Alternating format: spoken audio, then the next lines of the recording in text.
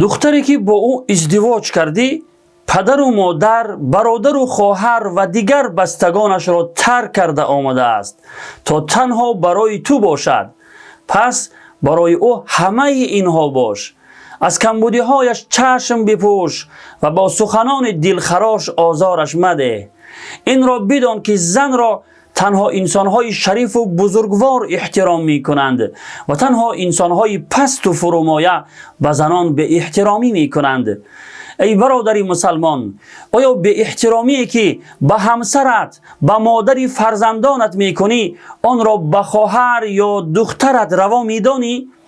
جوان مردان مسلمان، هرگز به همسرانتان به احترامی نکنید و در حق آنها از الله بترسید، زیرا آنها خدایی دارند که از همه ظلم و ستمهای شما، از به احترامی های شما نسبت به آنها البته انتقام میگیرد. در حق زنان از الله بترسید.